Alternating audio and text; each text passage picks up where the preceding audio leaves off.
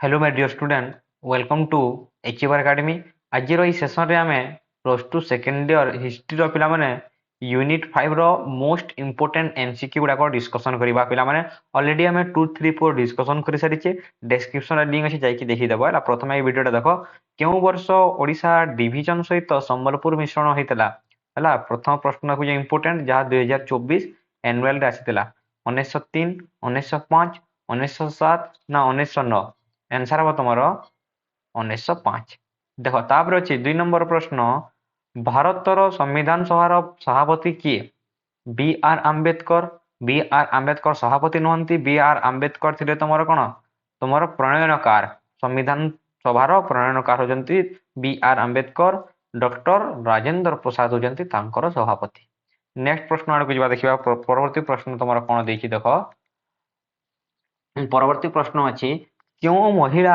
ओडिया महिला भारतीय जातीय कांग्रेस इंडियन नेशनल कांग्रेस केबे हेतिला इंडियन नेशनल कांग्रेस तो प्रथम मैं आंसर कहि तार डिटेल आड़ को जीवा हला भारतीय जातीय कांग्रेस रो एक अधिवेशन रे प्रथम भाषण देथिले से होजंती कि तमरो सरला देवी मन को से होजंती तमरो सरला देवी तापर देखो भारतीय जातीय कांग्रेस केबे हेतिला 1885 रे हेतिला मन को 1885 रे हेतिला ताको के तयारी करथिले ए अलांग अक्टाबियम ह्यूम करदेला अलांग अक्टाबियम ह्यूम को मन रखिबो तार सभापति किए थिले उमेश चंद्र बानर्जी मन रखला उमेश चंद्र बानर्जी सभापति किए थिले उमेश चंद्र बानर्जी मन रहिला एतिकी हला नेक्स्ट देखिबा नेक्स्ट प्रश्न कोन क्यों उपनिवेशिक शक्ति बॉम्बे को ब्रिटिश उपहार रूपे प्रदान करदेला एजंती पोर्तुगाल हला पोर्तुगाल मन रखि तो बॉम्बे को कि उपहार सहित देतला से एजंती कि हेनंती से एजंती पोर्तुगाल नेक्स्ट देखिबा 5 नंबर प्रश्न 1878 मसीह रे ओडिसा रे केउठारे नेशनल सोसाइटी प्रतिष्ठित होइतला 2023 राशि तेरा कटक पालाखेमुंडी संबलपुर ना बालेश्वर आंसर हो तमरो बालासुर हला तमरो बालेश्वर हो तमरो करेक्ट आंसर क्यों प्रथम ओडिया महिला भारतीय जातीय कांग्रेस रो वार्षिक अधिवेशन रे वक्तृता प्रदान करथिले एबे देखिथिला हमें एबे देखिला तमरो सरला देवी ताहेले एटा होची very very important repeated question तमरो आसुची हला ए होची तमरो इंपोर्टेंट मन रखो सरला देवी जे कि तमरो कोन करथिले सरला देवी जे कि तमरो भारतीय जातीय कांग्रेस रे एटा वक्तृता देथिले तापर देखो सत्यवादी शिक्षानुष्ठान के प्रतिष्ठित करथिले सत्यवादी शिक्षानुष्ठान पचारिची सी हैला सत्यवादी शिक्षानुष्ठान जहा सत्यवादी वन विद्यालय ताहा पिला माने मन रखितो ए होची सेम प्रश्न टिके बुले बांकी के पचारि दिछि से सत्यवादी वन विद्यालय के करथिले गोपबंधु दास करथिले गोपबंधु दास आ गुटे करथिले पिला माने मन रखितो ए क्यों आंदोलन सहित जड़ित असहयोग आंदोलन सहित जड़ित मन रखितो एजंती असहयोग आंदोलन सहित जड़ित एवं 1919 रे से समाज पत्रिका तयारी करथिले मन रखितो ए करथिले कोन समाज पत्रिका बुझी हला पिला माने समाज पत्रिका से करथिले नेक्स्ट देखिबा प्रश्न कोन अछि देखो उत्कल टेनेरी प्रश्न अछि उत्कल टेनेरी के आरंभ करथिले 2022 रे आछि उत्कल टेनेरी महाराजा कृष्णचंद्र गजपति मधुसूदन दास हरे कृष्ण महताब ना गोपबंधु दास कोन हेबारे पिला माने मधुसूदन दास उत्कल टेनेरी मन रखो से होजंती कि हेनंती तमरो मधुसूदन दास क्यों मसिया रे स्वतंत्र ओडिशा प्रदेश गठित होइतला इट वेरी इंपोर्टेंट स्वतंत्र ओडिशा प्रदेश क्यों मसिया रे गठित होइतला एटा तो समस्या जानिबा कथा एप्रिल 1 1936 एप्रिल 1 एप्रिल पिला माने तमरो 1936 पिला माने नेक्स्ट आड़ को जीवा पिला माने परवर्ती प्रश्न देखो एटा ऑप्शन को हेबो तमरो करेक्ट आंसर नेक्स्ट तमरो कोन प्रश्न रहि देखिबा बंग विभाजन बेले बडला के थिले बंग भंग केबे हेतिला प्रथमे देखिबा बंग भंग केबे हेतिला एटा मन रखो हला बंग भंग 1905 बंग भंग मन रहिला त से समय रे बडलाट के थिले lord Dufferin lord Irwin lord Curzon ना लॉर्ड लिनित गो के बो आंसर पिला माने लॉर्ड कर्जन थिले हला बंग भंग समय रे लॉर्ड कर्जन थिले लॉर्ड लिनित गो केउ समय रे थिले लॉर्ड लिनित गो थिले तमर भारत छाड़ आंदोलन समय रे मन रखितो भारत छाड़ आंदोलन समय रे तमरा लॉर्ड लिनित गो थिले गांधी यूरिन चुक्ति आईन अमान्य आंदोलन समय रे आईन अमान्य आंदोलन समय रे लॉर्ड यूरिन थिले और गांधी यूरिन चुक्ति केबे हेतिला 1931 मन रखो गांधी यूरिन चुक्ति 1931 लॉर्ड डॉफ्रिन के हनंते छाड़ क्यों तारीख को प्रथम स्वाधीनता दिवस रूपे ସ୍ୱାଧୀନତା ସଂଗ୍ରାମ ସମୟରେ ପାଳନ କରାଯାଇଥିଲା। କେଉଁ ସମୟରେ ପାଳନ କରାଯାଇଥିଲା? ଡ୍ୟୁରିଂ ଦ ଟାଇମ୍ ଅଫ୍ ଆଇନ ଅମାନ୍ୟ ଆନ୍ଦୋଳନ। ଆଇନ ଅମାନ୍ୟ ଆନ୍ଦୋଳନ ସମୟରେ ହେଇଥିଲା। ଏହାର ଆନ୍ସର ହବ ତମର କ'ଣ? ଜାନୁଆରୀ 26, 1930। ଦେଖ 1930 କୋଉଠି ଅଛି? କେବଳ ଗୋଟିଏ ଅଛି। ତାହେଲେ କେତେ ତମର କ'ଣ ହବ? ତମର 11 ନମ୍ବର ଗ ହେବ ତମର କରେକ୍ଟ ଆନ୍ସର। ଗଞ୍ଜାମ ଓଡ଼ିଶା ପ୍ରଦେଶ ସହିତ ମିଶ୍ରଣ କରିବା ପାଇଁ ଗଞ୍ଜାମ ପ୍ରଥମେ କାହା ସହିତ ମିଶି ଯାଇଥିଲା? ପ୍ରଥମେ ଏହା ଜାଣିବା କଥା ନା ନାହିଁ? ଗଞ୍ଜାମ କାହା ସହିତ ମିଶିଗଲା ସେଟା ଜାଣିବ, ତାହେଲେ ତମେ ଜାଣିବ ଗଞ୍ଜାମ କାହା ସହିତ ମିଶିଥିଲା? ମାଡ୍ରାସ ସହିତ ମିଶି। ସମ୍ବଲପୁର କାହା ସହିତ ମିଶି ଯାଇଥିଲା? ମନେ ଏଇଟା ଇମ୍ପୋର୍ଟାଣ୍ଟ, ପରୀକ୍ଷାରେ ପଡେ। ସମ୍ବଲପୁର କାହା ସହିତ ମିଶି ଯାଇଥିଲା? କେନ୍ଦ୍ରପ୍ରଦେଶ ସହିତ ମିଶି ଯାଇଥିଲା। କେନ୍ଦ୍ରପ୍ରଦେଶ ସହିତ ସେ ମିଶି ଯାଇଥିଲା। ବୁଝିହେଲା? ତାଇଲେ ଓଡ଼ିଶାର ପ୍ରଦେଶ ସମ୍ମିଶ୍ରଣ କରିବା ପାଇଁ କେଉଁ କମିଟି ଗଠନ କରାଯାଇଥିଲା? କେଉଁ କମିଟି ଗଠନ କରାଯାଇଥିଲା? Philip Dove committee. Philip Dove committee. ଦେଖ ଫିଲିପ ଡୋଭ କମିଟି ଯେତେବେଳେ ପ୍ରଶ୍ନ ଆସେ ଫିଲିପ ଡୋଭ ଆସିବ କି ଅଟଲିସ କମିଶନ ଆସିବ କି ସାଇମନ କମିଶନ, ଯେକୌଣସି ପ୍ରଶ୍ନ ଆସିବ ଦେଖିବ ତାର ମୂଳ ଲକ୍ଷ୍ୟ ହେଉଛି ବିଚ୍ଛିନ୍ନାଞ୍ଚଳଙ୍କୁ ଏକତ୍ରୀକରଣ କରିବା। ହେଉଛି ଫିଲିପ ଡୋଭ କମିଟି ହଉ, ଅଟଲିସ କମିଟି ହଉ, ତମର ସିହ୍ନା ପ୍ରସ୍ତାବ ହଉ, ସବୁଥିର ଗୋଟିଏ ହେଉଛି କ'ଣ? ବିଚ୍ଛିନ୍ନାଞ୍ଚଳଙ୍କୁ ଏକତ୍ରିତ କରିବା। ମନେ ରଖିଲ। ନେକ୍ସଟ ଦେଖିବା ଓଡ଼ିଶାରେ ମା ବୋଲି କାହାକୁ ସମ୍ବୋଧନ କରାଯାଇଥିଲା? ଏଇଟା ଇଜି ପ୍ରଶ୍ନ। ରମା ଦେବୀ ତମର ଆସିଛି 2022ରେ। ନେକ୍ସଟ ଦେଖିବା 6 ମାଣ 8 ଗୁଣ୍ଠ। 6 ମାଣ 8 ଗୁଣ୍ଠ କିଏ ଲେଖିଥିଲେ? ଫକୀରମୋହନ ସେନାପତି। 6 ମାଣ 8 ଗୁଣ୍ଠ, ଲଛମା, ମୁଁ କହିଦଉଛି ହେଲା, ପଢିବି ଯାଇପାରେ। ତାହେଲେ କ'ଣ? ମାମୁଁ ହେଲା, ରାଣ୍ଡି ପୁଅ ଅନନ୍ତା, ରାଣ୍ଡି ପୁଅ ଅନନ୍ତା, ଏଇ ସବୁ କିଏ ଲେଖିଛନ୍ତି? ଫକୀରମୋହନ ସେନାପତିଙ୍କର ଲେଖା। ରେବତୀ ହେଲା, ଏସବୁ ଇଏ ଫକୀରମୋହନ ସେନାପତି ଲେଖିଛନ୍ତି। ଗୋପବନ୍ଧୁ ଦାସଙ୍କ ସମ୍ପାଦିତ ଖବର କାଗଜ ଆମେ ଡିସ୍କସନ କରିଲା କେବେ? 1919 ସମାଜ। ଉତ୍କଳ ଦୀପିକା କିଏ କରିଥିଲେ? ଗୌରୀଶଙ୍କର ରାୟ। ଗୌରୀଶଙ୍କର ରାୟ, ମନେ ରଖିଥ, ଗୌରୀଶଙ୍କର ରାୟ। ନେକ୍ସଟ ଦେଖିବା ଉତ୍କଳ ସମ୍ମିଳନୀ କିଏ ପ୍ରତିଷ୍ଠା କରିଥିଲେ? ଉତ୍କଳ ସମ୍ମିଳନୀ 2021 ଅପସନରେ ଦେଇଛି ମଧୁସୂଦନ ଦାସ, ଗୋପବନ୍ଧୁ ଦାସ, ମାଳତୀ ଚୌଧୁରୀ ନା ରମା ଦେବୀ। କ'ଣ ହେବ ପିଲାମାନେ ଆନ୍ସର? ମଧୁସୂଦନ ଦାସ ଉତ୍କଳ ସମ୍ମିଳନୀ ଗଠନ କରିଥିଲେ। ଏମିତି ପ୍ରଶ୍ନ, ଇଜି ପ୍ରଶ୍ନ ଗୁଡ଼ାକ ଆସିବ ହେଲା। ଚ୍ୟାନେଲଟାକୁ ସବସ୍କ୍ରାଇବ କରି ରଖିଥ, ବହୁତ ହେଲ୍ପଫୁଲ ହେବ ତମ ଏହି ଚ୍ୟାନେଲ ଆଗାମୀ ଏକ୍ଜାମ ମାନଙ୍କରେ ତମର ବହୁତ ହେଲ୍ପଫୁଲ ହେବ ହେଲା। ତମକୁ 80ରୁ 80 ଆଣିବା ପାଇଁ ବହୁତ ସାହାଯ୍ୟ କରିବି ମୁଁ। 80ରୁ 80 ଆଣିବା ପାଇଁ ବହୁତ ସାହାଯ୍ୟ କରିବି। ନେକ୍ସଟ ଦେଖିବା ପିଲାମାନେ ପରବର୍ତ୍ତୀ ପ୍ରଶ୍ନ। ପ୍ରଶ୍ନ ଅଛି କ'ଣ? 1931 ମସିହାରେ ଭାରତୀୟ ଜାତୀୟ କଂଗ୍ରେସର କରାଚୀ ଅଧିବେଶନରେ କେଉଁ ମହିଳା ନେତ୍ରୀ ସମ୍ବୋଧନ କରିଥିଲେ?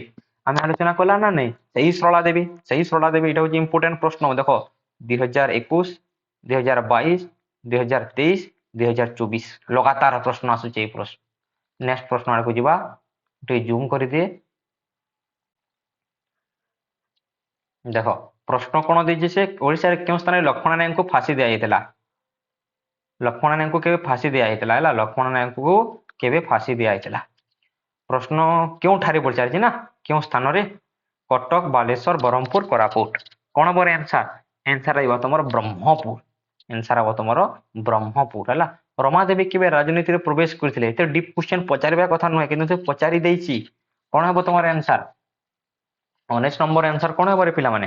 19 ନମ୍ବର ଆନ୍ସର ହେବ 1921 ଆଫ୍ଟର ଦ ଅସହଯୋଗ ଆନ୍ଦୋଳନ। ନେକ୍ସଟ ଦେଖିବା ତମର ଭାଗବତ ଟୁଙ୍ଗିରେ ସନ୍ଧ୍ୟା ପୁସ୍ତକ ରଚୟିତା କିଏ? ଫକୀରମୋହନ, ଗୋପାଳ ଚନ୍ଦ୍ର ପ୍ରହରାଜ, ଗୌରୀଶଙ୍କର ରାୟ ନା ବିଚିତ୍ରାନନ୍ଦ ଦାସ? ତମର 20 ନମ୍ବର ପ୍ରଶ୍ନ ଆନ୍ସର ହେବ ଗୋପାଳ ଚନ୍ଦ୍ର ପ୍ରହରାଜ। ଭାଗବତ ଟୁଙ୍ଗିର ସନ୍ଧ୍ୟା। ନେକ୍ସଟ ଦେଖିବା ଓଡ଼ିଶାର କୁଳବୁଦ୍ଧ। ଓଡ଼ିଶାର କୁଳବୁଦ୍ଧ କେଉଁ ବ୍ୟକ୍ତି କୁହାଯାଏ? ଏଇଟା ଇମ୍ପୋର୍ଟାଣ୍ଟ ପ୍ରଶ୍ନ। ଓଡ଼ିଶାର କୁଳବୁଦ୍ଧ ବାରମ୍ବାର ଆସେ ପ୍ରଶ୍ନ ହେଲା। ମଧୁସୂଦନ ଦାସ, ମନେ ରଖିବ। ଓଡ଼ିଶାର କୁଳବୁଦ୍ଧ କୁହାଯାଏ ତାକୁ। ଉତ୍କଳ ସମ୍ମିଳନୀରେ ଦେଖ କିଏ ଉତ୍କଳ ସମ୍ମିଳନୀକୁ ଭାରତୀୟ ଜାତୀୟ କଂଗ୍ରେସରେ ମିଶ୍ରଣ କରିଥିଲେ? ଉତ୍କଳ ସମ୍ମିଳନୀକୁ ଭାରତୀୟ ଜାତୀୟ କଂଗ୍ରେସ, ଇଣ୍ଡିଆନ ନ୍ୟାସନାଲ କଂଗ୍ରେସ ସେ ସମ୍ମିଶ୍ରଣ କରିଥିଲେ। ସେ ଆଉ କେହି ନୁହନ୍ତି ପିଲାମାନେ, ତମର ଅଛନ୍ତି ଗୋପବନ୍ଧୁ ଦାସ। ଉତ୍କଳମଣି ଗୋପବନ୍ଧୁ ଦାସ। ଉତ୍କଳ ପୁତ୍ରର ପତ୍ରିକାର ସମ୍ପାଦକ କିଏ? ଉତ୍କଳ ପୁତ୍ର ଗୌରୀଶଙ୍କର ରାୟ ତ ନୁହେଁ, ଏ ତ କରିଥିଲେ ଉତ୍କଳ ଦୀପିକା। ଆମେ ଦେଖିଲା ଏ କରିଥିଲେ ଉତ୍କଳ ଦୀପିକା ହେଲା। 30 ନମ୍ବର କ'ଣ ହେବ? ପ୍ୟାରୀ ମୋହନ ହେବ। ଉତ୍କଳ ପୁତ୍ର ଅଛନ୍ତି ପ୍ୟାରୀ ମୋହନ। ଫକୀରମୋହନ ସେନାପତି ନୁହେଁ, ନାହିଁ ଚତୁର୍ଭୁଜ ପଟ୍ଟନାୟକ ହେଉଛନ୍ତି ପ୍ୟାରୀ ମୋହନ। ମନେ ରଖିଥାଅ। ରମାଦେବୀଙ୍କ ପିତାଙ୍କର ନାମ କ'ଣ ଥିଲା? ରମାଦେବୀଙ୍କ ପିତାଙ୍କର ନାମ କ'ଣ ଥିଲା? ମଧୁସୂଦନ ଦାସ ନା ବାସୁଦେବ କାନୁନଗୋ, ରାଧାନାଥ ରଥ ନୁହେଁ, ଗୋପାଳ ବଲ୍ଲଭ ଦାସ। ଅନୁଗୁଳରେ ବାଜିରାଉତ ଛାତ୍ରାବାସ, ଏଇଟା ଭେରି ଭେରି ଇମ୍ପୋର୍ଟାଣ୍ଟ। ବାଜିରାଉତ ଛାତ୍ରାବାସ ପରୀକ୍ଷାରେ ଆସେ। ବାଜିରାଉତ ଛାତ୍ରାବାସ କିଏ କରିଥିଲେ ତମର? ବାଜିରାଉତ ମାଳତୀ ଦେବୀ। ମାଳତୀ ଦେବୀ 3 ମାର୍କ ଏବଂ ଲଙ୍ଗ କ୍ୱେଶ୍ଚନ ପାଇଁ 8 ମାର୍କ କ୍ୱେଶ୍ଚନ ପାଇଁ ଭେରି ଇମ୍ପୋର୍ଟାଣ୍ଟ। କେବେ ବିହାର ଓଡ଼ିଶା ପ୍ରଦେଶ ଗଠିତ ହେଇଥିଲା? ବିହାର ଓଡ଼ିଶା ପ୍ରଦେଶ ଏଇଟା ବି ମଧ୍ୟ ବାରମ୍ବାର ଆସୁଛି। ବିହାର ଓଡ଼ିଶା ପ୍ରଦେଶ କେବେ ହେଇଥିଲା? 1912 ରେ ହେଇଥିଲା। ଅପସନ 1912 ଦେଇଛି, 1912 ଡିଟେଲ କହିଦେଇଛି ଏପ୍ରିଲ। ନେକ୍ସଟ ଦେଖିବା, କିଏ ସମ୍ବିଧାନ ପ୍ରଣୟନ ସଭାରେ ସମ୍ବିଧାନର ଉଦ୍ଦେଶ୍ୟ ପ୍ରସ୍ତାବ ଆଗତ କରିଥିଲେ? ଉଦ୍ଦେଶ୍ୟ ପ୍ରସ୍ତାବ ଆଗତ କରିଥିଲେ ଜବାହରଲାଲ ନେହେରୁ। ମନେ ରଖିଥିଲେ ଉଦ୍ଦେଶ୍ୟ ପ୍ରସ୍ତାବ ଆଗତ କଲେ ପ୍ରଶ୍ନ ଆସେ ଜବାହରଲାଲ ନେହେରୁ। 1931 ମସିହାରେ ନିଯୁକ୍ତ ହୋଇଥିବା ଓଡ଼ିଶା ସୀମା କମିଟି, ଓଡ଼ିଶାର ସୀମା କମିଟି ଏଠି ହେଉଛନ୍ତି କିଏ? ମନେ ରଖିଥ, ସୀମା କମିଟି ଦେଲା ସେ ସ୍ୟାମୁଏଲ ଓ ଡୋନେଲ କମିଟି। ସ୍ୟାମୁଏଲ ଓ ଡୋନେଲ କମିଟି ସୀମା ନିର୍ଦ୍ଧାରଣ, ମନେ ରଖିଥ ସୀମା ନିର୍ଦ୍ଧାରଣ। ନେକ୍ସଟ ଦେଖିବା ପିଲାମାନେ ପରବର୍ତ୍ତୀ ପ୍ରଶ୍ନ। ତମର ପରବର୍ତ୍ତୀ ପ୍ରଶ୍ନ ଅଛି କଣ? ସଂସ୍କାରକର ସମ୍ପାଦକ କିଏ? ସଂସ୍କାରକ ବି ଆସେ। ସଂସ୍କାରକ ସମ୍ପାଦକ କିଏ ତମର? ଚତୁର୍ଭୁଜ ପଟ୍ଟନାୟକ। ଚତୁର୍ଭୁଜ ପଟ୍ଟନାୟକ, ମନେ ରଖ ଚତୁର୍ଭୁଜ ପଟ୍ଟନାୟକ। ଉତ୍କଳ ସମ୍ମିଳନୀ ଆମେ ଦେଖିଲା ପୁରା ଡିଟେଲରେ ଦେଖି ଦେଖା ଚତୁର୍ଭୁଜ ପଟ୍ଟନାୟକ ସଂସ୍କାରକ। ନେକ୍ସଟ ଦେଖିଲା ତମର ନେକ୍ସଟ କଣ ଦେଖିଦେଲା ଗୋଟେ ପ୍ରଶ୍ନଟେ, ଉତ୍କଳ ପୁତ୍ର ପ୍ୟାରୀମୋହନ, ଗୌରୀଶଙ୍କର, ଉତ୍କଳ ଦୀପିକା, ଫକୀରମୋହନ ସେନାପତି। ଦେଖିଲା ଇଜିଲି ତମର କଭର ହେଇଯିବ ଏଇଟା ପ୍ରଶ୍ନ ଗୁଡାକ। ଆରାମରେ ଆସିଲେ ଆରାମରେ କରିପାରିବ ତମେ। ଯୋଉ ପ୍ରଶ୍ନ ଆସେ ଭାରତ ଗୀତିକା ପୁଣି ଆଲୋଚନା କରିବା। ଭାରତ ଗୀତିକା ତମର ଫକୀରମୋହନ ସେନାପତି। ଫକୀରମୋହନ ସେନାପତି ଦେଖିଲା, ଫକୀରମୋହନ ଦେଖିଲା, ଚତୁର୍ଭୁଜ ଦେଖିଲା, ଗୌରୀଶଙ୍କର ରାୟ ଦେଖିଲା, ତମର ପ୍ୟାରୀମୋହନ ଦେଖିଲା। ଆଉ କଣ ତମ ଦରକାର?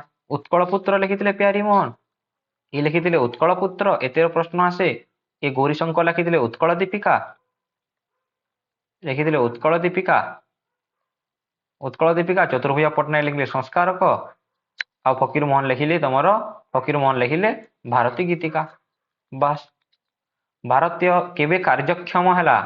କାର୍ଯ୍ୟକ୍ଷମ ହେଲା 2025 ରେ ପଚାରିଥିଲା ଏଇ ପ୍ରଶ୍ନଟା ନା। 2025 ରେ ପଚାରିଥିଲା ସମ୍ବିଧାନ। ଏଇଟା ତମର କାର୍ଯ୍ୟକାରୀ ହେଲା କେବେ? 1950 ଜାନୁଆରୀ। କିନ୍ତୁ ସମ୍ପୂର୍ଣ୍ଣ ହେଲା କେବେ? ସମ୍ପୂର୍ଣ୍ଣ ହେଲା କେବେ ପିଲାମାନେ?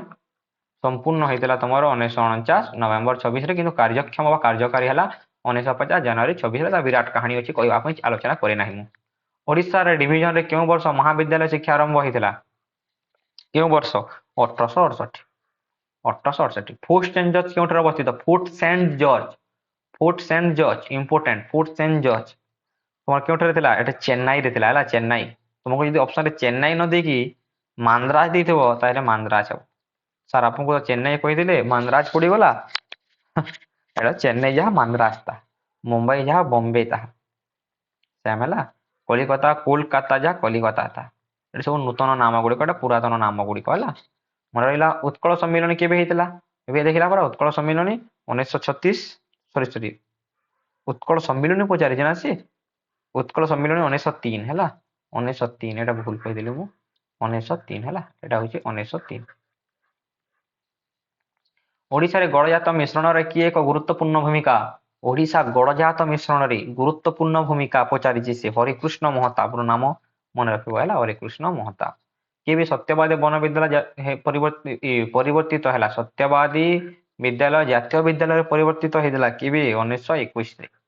ତାପରେ ଏକ୍ସପେକ୍ଟେଡ ଏମସିକ୍ୟୁ ଗୁଡାକୁ ଯିବା। ବହୁତ ସାରା ଅଛି ତମର। ପ୍ରାକ୍ ଐତିହାସିକ, ଟିକେ ମୁଁ ଜୁମ୍ ଆଉଟ୍ କରିଦଉଛି। ପ୍ରାକ୍ ଔପନିବେଶିକ ଯୁଗର ସହର ଏବଂ ନଗର ମାନଙ୍କର ଶାନ୍ତି ଶୃଙ୍ଖଳା ଦାୟିତ୍ୱରେ ଥିବା କର୍ମଚାରୀକୁ କଣ କୁହାଯାଏ? ମୁଁ ଯୋଉଟା ଇମ୍ପୋର୍ଟାଣ୍ଟ ବୋଲି କହିବି ତାହା ଆଗକୁ ଯିବା। ଯୋଉଟା ଅନଇମ୍ପୋର୍ଟାଣ୍ଟ ଗୁଡାକ ସେଗୁଡାକ ଆମେ ଆଲୋଚନା କରିବା ନାହିଁ ବେଶୀ ପରିମାଣ ହେଲା। ଏଇଟା କୋଟୱାଲ ହବ ଆନ୍ସର। ଭାରତର କେଉଁ ଭାଗରେ ନୀଳଗିରି ଅବସ୍ଥିତ? ଏତେ ଡି ବୋଲି ପଚାରିବ ନାହିଁ, ମୁଁ ଆଲୋଚନା କରିବି ନାହିଁ। ତଥାପି ତାର ଆନ୍ସର କହିଦେଉଛି ପାନାଜୀ। ସରି, ତାର ଆନ୍ସର ହେଉଛି ଦକ୍ଷିଣ। ଦକ୍ଷିଣ। କେଉଁ ସହରରେ ପର୍ତ୍ତୁଗୀଜ ବାଣିଜ୍ୟ କେନ୍ଦ୍ର ଥିଲା? ଏଇଟା ହେଉଛି ପାନାଜୀ। ପର୍ତ୍ତୁଗୀଜ ମାନେ କେବେ ପାନାଜୀ ବାଣିଜ୍ୟ କୋଠା କରିଥିଲେ? ତୁମର ହେଉଛି 1510। ଏଟା ଆସିବ ନାହିଁ, ଏତେ ଡି ବୋଲି ପଚାରିବ ନାହିଁ ସେ। ମୁଁ ଯୋଉଟା ଡି ବୋଲି ପଚାରିବ ମୁଁ କହିଦେଉଛି ହେଲା। ଇଂରେଜ ମାନେ କେଉଁଠାରେ ସେଣ୍ଟ ଜର୍ଜ ଦୁର୍ଗ ନିର୍ମାଣ କରିଥିଲେ? ଏଇଟା ଇମ୍ପୋର୍ଟାଣ୍ଟ। ସେଣ୍ଟ ଜର୍ଜ ଦୁର୍ଗ। ସେଣ୍ଟ ଜର୍ଜ ଦୁର୍ଗ କେଉଁଠାରେ? ମାନ୍ଦ୍ରାଜଠାରେ। ଫୋର୍ଟ ସେଣ୍ଟ ଜର୍ଜ ପରେ ଏବେ ଆଲୋଚନା କଲା ଆମେ ମାନ୍ଦ୍ରାଜଠାରେ। 1850 ମସିହାରେ କେଉଁ ସହରରେ କାର୍ପାସ ଶିଳ୍ପ ପ୍ରତିଷ୍ଠିତ କରାଯାଇଥିଲା? ଏଇଟା ବି ଇମ୍ପୋର୍ଟାଣ୍ଟ। କାର୍ପାସ ଏଇଟା ହେଉଛି ତମର ବମ୍ବେ ସହରରେ ହେଲା, ବମ୍ବେ ସହରରେ। ବ୍ରିଟେନର ରାଜା ଭାରତ ନିର୍ମୁକ୍ତ କେଉଁ ସ୍ଥାନରେ ଇଂରେଜ ଇଷ୍ଟ ଇଣ୍ଡିଆ କମ୍ପାନୀକୁ ହସ୍ତାନ୍ତର କରିଥିଲା? ଏଇଟା ଆନ୍ସର ହେଉଛି ବମ୍ବେ ହେଲା, ବମ୍ବେ। ଦେଖିବା ଅପସନରେ ବମ୍ବେ ଦେଇଛି, ନିଶ୍ଚିତ ଭାବରେ ତମର ବମ୍ବେ ଦେଇଛି। ନେକ୍ସଟ ପ୍ରଶ୍ନ ଆଡ଼କୁ ଯିବା। କ'ଣ ପଛର ପ୍ରଶ୍ନ ଅଛି ଦେଖିବା। ଡଚ୍ ମାନେ ଭାରତରେ କେଉଁଠାରେ ବାଣିଜ୍ୟ କୋଠି ଆରମ୍ଭ କରିଥିଲେ? ଡଚ୍ ମାନେ, ଏଇଟା ବି ଗୋଟେ ଇମ୍ପୋର୍ଟାଣ୍ଟ ପ୍ରଶ୍ନ।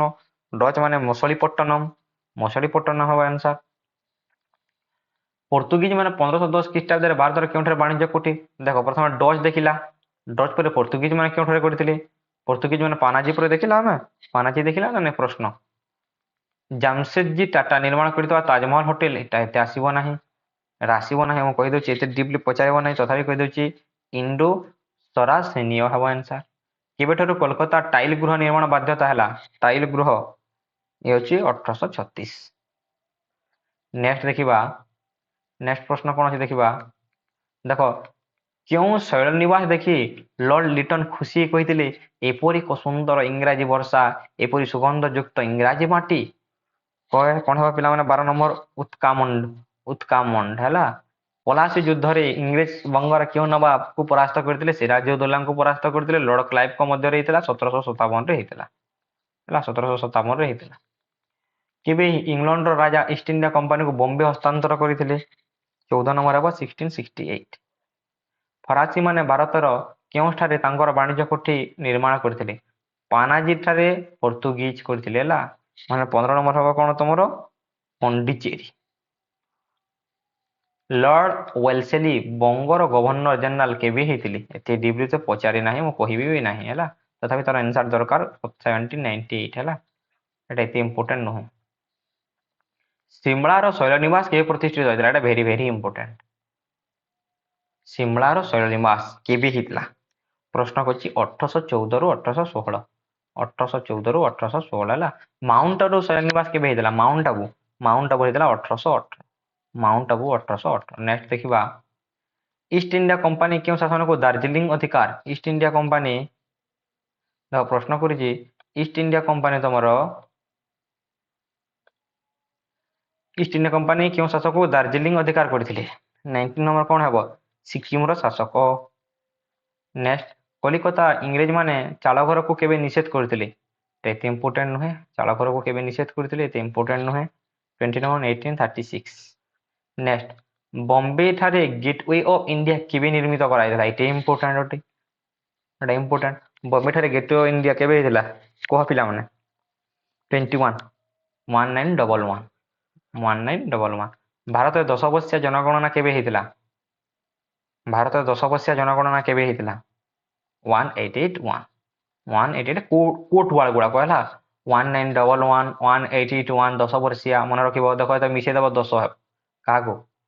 8, 1, 9, 1, 10, ହେଲା। ମନେ ରଖିବ, ବାକି ଗୁଡାକ ହେବ ନାହିଁ। 10 ବର୍ଷିଆ 10 ମିଶିଗଲେ 10 ହେବ, ଏଟା ମନେ ରଖିଥାଅ। ପ୍ରଥମ 8, 8, 1, ଏଇଟା ମନେ ରଖିବ। 1, 1, 2, 8, 1, 10, ହେଲା। ଭାବିଲି 181 କୋଟ ୱାର୍ଡ ଗୁଡାକ ଅଛି। ଭାରତର ପ୍ରଥମ ଜନଗଣନା କେବେ ଉଦ୍ୟମ କରାଯାଇଥିଲା? ଏଟା very very important, very important. 23, 1872, ମନେ ରଖ 1872। କେଉଁ ଇଂରେଜ ଗଭର୍ଣ୍ଣର ସିମଲାକୁ ନିଜ ରାଜଧାନୀ କରିଥିଲେ? ଏଟା ବି ଇମ୍ପୋର୍ଟାଣ୍ଟ, ହେଉଛି ଲର୍ଡ ଲରେନ୍ସ। ସୁଏଜ କେନାଲକୁ କେବେ ଜାତୀୟ ଉଦ୍ଦେଶ୍ୟ ଅର୍ପଣ କରାଯାଇଥିଲା? ସୁଏଜ କେନାଲ ଆନ୍ସର ହେବ ତମର 1869। କେଉଁ ଶତାବ୍ଦୀରେ ଓଡ଼ିଆ ଭାଷାର ବିକଶିତ ହୋଇଥିଲା? Very very important, very very important. କେଉଁ ଶତାବ୍ଦୀରେ ଓଡ଼ିଆ ଭାଷାର ବିକଶିତ ଲାଭ କରିଥିଲା? କେବେ? 26 କ ଦ୍ୱାଦଶ ଶତାବ୍ଦୀ। 20 ଲକ୍ଷ ଲୋକଙ୍କ ଦ୍ୱାରା କୁହାଯାଉଥିବା ଓଡ଼ିଆ ଭାଷା ଏକ ପୂର୍ଣ୍ଣ ଭାଷା ନୁହେଁ ବୋଲି କହିଥିଲେ କିଏ? ରାଜେନ୍ଦ୍ରଲାଲ ମିତ୍ର। କାନ୍ତିଲାଲ ଭଟ୍ଟାଚାର୍ଯ୍ୟ କହିଥିଲେ ଓଡ଼ିଆ একটা ଭାଷା ନୁହେଁ, ଏ ହେଉଛି ବଙ୍ଗାଳୀର ଅଂଶବିଶେଷ କହିଥିଲେ କାନ୍ତିଲାଲ ଭଟ୍ଟାଚାର୍ଯ୍ୟ। ବର୍ଣ୍ଣବୋଧ ଲେଖିଥିଲେ ତମର ମଧୁସୂଦନ ରାଓ, ହେଲା। ରମ୍ଭା ପ୍ରକାଶ ଲାଭ କରିଥିବା ସମ୍ବାଦପତ୍ର ନାମ କ'ଣ? ରମ୍ଭାରୁ ପ୍ରକାଶ ଲାଭ କରିଥିବା ସମ୍ବାଦପତ୍ର ନାମ କ'ଣ? 29 କୁହ। ଏ ହେଉଛି ପ୍ରଜାବନ୍ଧୁ। ଇମ୍ପୋର୍ଟାଣ୍ଟ ପ୍ରଶ୍ନଟି, ହେଲା, ଇମ୍ପୋର୍ଟାଣ୍ଟ ପ୍ରଶ୍ନଟି। ନେକ୍ସଟ ଦେଖିବା, ଏହି ସମ୍ମିଳନୀରେ ଜାତି ପ୍ରାଣସିନ୍ଧୁ କୋଟି ପ୍ରାଣବିନ୍ଦୁ ଧରେ ଏକଥା କିଏ କହିଥିଲେ? 30 ମଧୁସୂଦନ ଦାସ। ଜଏଣ୍ଟ ପାର୍ଲାମେଣ୍ଟାରୀ କମିଟିର ଅଧ୍ୟକ୍ଷତା କିଏ? ଏଇଟା very very important. Joint parliamentary 31 ହେବ ତମର lord Linlithgow. Joint parliamentary. 1933ରେ ପ୍ରଶାସନିକ କମିଟି ବା ଜନ୍ ହଷ୍ଟିଂ ହବାକ କମିଟି କେତେ ଜଣଙ୍କୁ ନେଇକି ହେଇଥିଲା? 9 ଜଣଙ୍କୁ ନେଇକି ହେଇଥିଲା। ଇଂରେଜ ଶାସନ ସମୟରେ କେଉଁଠାରେ ପ୍ରଥମ ଶୈଳନିବାସ ନିର୍ମାଣ କରାଯାଇଥିଲା? ଏଟା ଇମ୍ପୋର୍ଟାଣ୍ଟ, ମୁଁ ବାରମ୍ବାର କହିଛି ଭେରି ଭେରି ଭେରି ଇମ୍ପୋର୍ଟାଣ୍ଟ ତମର ଶୈଳନିବାସ, ଭେରି ଭେରି ଭେରି ଇମ୍ପୋର୍ଟାଣ୍ଟ ତମର ଶୈଳନିବାସ। 33 କଣ ହେବ? ସିମଲା, ସିମଲା ହେଲା ଗ୍ରୀଷ୍ମ ରାଜଧାନୀ। ବରି ଆଶ୍ରମର ପ୍ରତିଷ୍ଠିତା କିଏ? ଏଟା ବି ଇମ୍ପୋର୍ଟାଣ୍ଟ। ବରି ଆଶ୍ରମ କରିଥିଲେ କିଏ? ରମାଦେବୀ କରିଥିଲେ, ମା ବୋଲି ସମ୍ବୋଧନ ଯାହାକୁ କରୁ। କଟକ ସତ୍ୟଭାମାପୁର ଗ୍ରାମରେ ମଧୁବାବୁ ଜନ୍ମଗ୍ରହଣ କେବେ କରିଥିଲେ? ମଧୁବାବୁ କେବେ ଜନ୍ମଗ୍ରହଣ କରିଥିଲେ ସମସ୍ତେ ଜାଣିଛୁ 1848। 1848।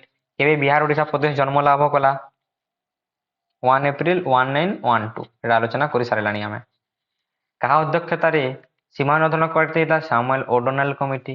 ବାଲେଶ୍ୱର ଜିଲ୍ଲା ସ୍କୁଲର କେଉଁ ବଙ୍ଗାଳୀ ଶିକ୍ଷକ କହିଥିଲେ ଓଡ଼ିଆ ଆକ୍ଟା ଭାଷା ନୁହେଁ? ଏବେ କହିଲି ନା ନାଇଁ ଓଡ଼ିଆ ଆକ୍ଟା ଭାଷା ନୁହେଁ? ଇଏ ହେଉଛନ୍ତି କାନ୍ତିଲାଲ ଭଟ୍ଟାଚାର୍ଯ୍ୟ। ଓଡ଼ିଆ ଆକ୍ଟା ଭାଷା ନୁହେଁ, ବଙ୍ଗାଳୀର ଅଂଶବିଶେଷ। କଟକ ଠାରେ ଉତ୍କଳ ସଭା କେବେ ଗଠିତ ହୋଇଥିଲା? କଟକ ଠାରେ ଉତ୍କଳ ସଭା କେବେ ଗଠିତ ହୋଇଥିଲା? 1882। 1882। କେବେ ମଧ୍ୟପ୍ରଦେଶର ମୁଖ୍ୟ କମିଶନ ସାର ଆଣ୍ଡ୍ରୁ ଫ୍ରେଜର ଶାସନଗତ ସୁବିଧା ଦୃଷ୍ଟିରୁ ସମ୍ବଲପୁର କୋର୍ଟ କଚେରୀମାନଙ୍କୁ ଓଡ଼ିଆ ଭାଷା ଉଚ୍ଛେଦ କରି ହିନ୍ଦୀ ଭାଷା ପ୍ରଚଳନ କରିଥିଲେ? ଇଏ ମଧ୍ୟ ଭେରି ଭେରି ଇମ୍ପୋର୍ଟାଣ୍ଟ ହେଲା। ଆଉ ଇଏ ମଧ୍ୟ ଭେରି ଭେରି ଇମ୍ପୋର୍ଟାଣ୍ଟ। ଇଏ ହେଉଛି 1995 ଜାନୁଆରୀ 15। ଜାନୁଆରୀ 15 ହେଲା, ଜାନୁଆରୀ 15 ତାରିଖ। ନେକ୍ସଟ ଦେଖିବା ପରବର୍ତ୍ତୀ ପ୍ରଶ୍ନ କଣ ଅଛି ଦେଖ ପିଲାମାନେ। ସମ୍ବଲପୁର ହିତୈଷିଣୀ, ସମ୍ବଲପୁର ହିତୈଷିଣୀ କିଏ କରିଥିଲେ?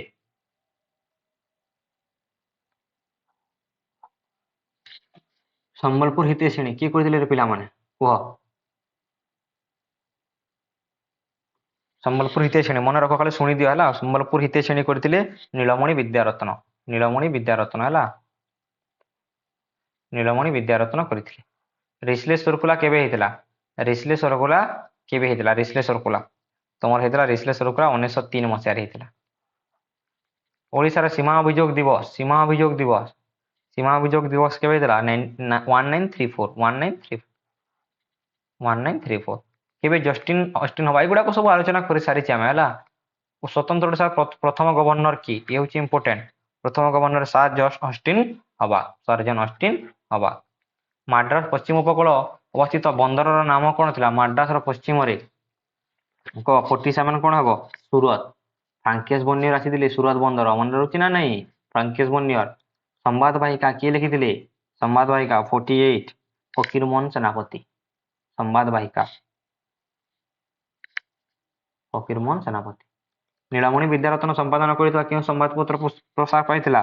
ସମ୍ବଲପୁର ହିତୈଷିଣୀ। ନୀଳମଣି ବିଦ୍ୟାରତ୍ନଙ୍କର ସମ୍ବଲପୁର ହିତୈଷିଣୀ। ଫକୀରମୋହନଙ୍କର ସମ୍ବାଦ ବାହିକା, ଗୌରୀଶଙ୍କର ରାୟ, ଏଇ ସବୁ ଗୁଡାକ ଅଛି ହେଲା। ସ୍ୱତନ୍ତ୍ର ଓଡ଼ିଶା ପ୍ରଦେଶ କେତୋଟି ଜିଲ୍ଲାକୁ ନେଇ ଗଠିତ? 50। ଇଏ ହଉଛି ତମର 6 ଜଣ। ବାକି ଏମସିକ୍ୟୁ ଗୁଡାକ ମୁଁ ପରବର୍ତ୍ତୀ ଭିଡିଓରେ ପୁଣି ତମକୁ ମୁଁ ଆଣିଦେବି ପିଲାମାନେ ହେଲା। ସମସ୍ତେ କଣ କରିବ? ସମସ୍ତ ସାଙ୍ଗମାନଙ୍କୁ ଗୋଟିଏ ସେୟାର କର, ଚ୍ୟାନେଲଟାକୁ ସବସ୍କ୍ରାଇବ କରିକି ବେଲ ବଟନରେ ଅଲ ପ୍ରେସ୍ କର। ବେଲ ପ୍ରେସ୍ କରିକି ଅଲ ପ୍ରେସ୍ କରିକି ଗୋଟିଏ ଲାଇକ୍ ନିଶ୍ଚିତ ଭାବେ କରିବ ପିଲାମାନେ। ଯେଉଁମାନେ ୟୁନିଟ୍ 2, 3, 4 ଦେଖିନ, ଡେସ୍କ୍ରିପସନରେ ଲିଙ୍କ ଅଛି, ଯାଇକି ଦେଖିନେବ। Thank you to all my dear student.